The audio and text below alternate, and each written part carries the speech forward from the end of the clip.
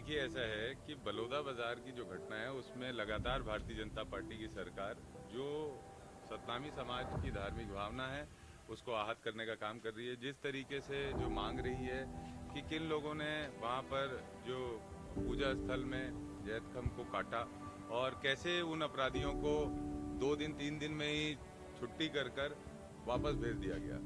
बताया गया कि वो लेबर थे, बिहार के रहने वाले थे। इस पूरे विषय को गंभीरता से लेते हुए सतनामी समाज ने ये डिमांड की थी कि इसकी सीबीआई की जांच होनी चाहिए। अब इसके बाद जब धरना हुआ, सरकार ने धरना करने के लिए परमिशन दी। वहाँ पर आईबी एलआईबी के लोग थे और उसके बावजूद पिछले जो 1 महीने से चल रहा है वो केवल और केवल निर्दोषों के ऊपर कार्रवाई करने का काम भारतीय जनता पार्टी की सरकार कर रही है। आप देखेंगे वहाँ पर जो लोग हिंसा में मौजूद थे उन पर कार्रवाई हो रही है, हम उसका समर्थन करते हैं। लेकिन जो हिंसा में मौजूद नहीं थे, जो धरना में अपनी तरफ से अपनी भावनाओं के तहत वो वहाँ पर उपस्थित हुए थे, उन लोगों के ऊपर कार्रवाई करना गलत है। और इसी परिप्रेक्ष्य में हमने ये भी महसूस किया कि पिछले समय में लगातार जो सतनामी समाज के लोग हैं, जो कांग्रेस के पदाधिकारी हैं, उनको जबरदस्ती बुलाकर पूछताछ के बहाने बुलाया जाता है, उनको धमकाया जाता है, उनको कहा जाता है कि कांग्रेस के विधायकों का नाम ले लो, कांग्रेस का नेताओं का नाम ले लो।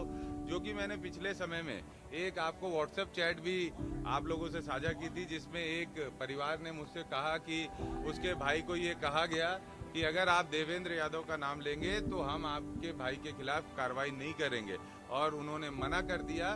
तो उस जो हमारा कांग्रेस का कार्यकर्ता था शैलेंद्र बंजारे, उसको 307 का मुकदमा दायर करके उसको जेल भेज दिया गया। ऐसा एक और हमारे कार्यकर्ता के साथ हुआ। तो ये सब को देखते हुए मैंने माननीय उच्च न्यायालय को पिटीशन दायर की है।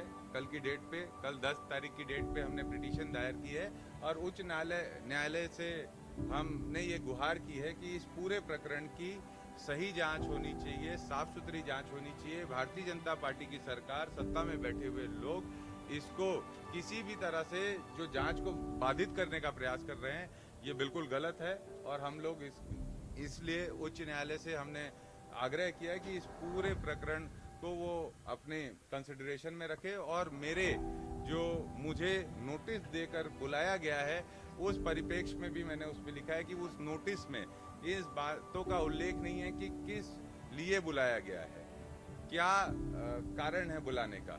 तो इन सभी चीज़ों को लेकर मैं उच्च न्यायालय गया हूँ और न्यायालय का जैसा निर्णय रहेगा उसका पालन हम करेंगे।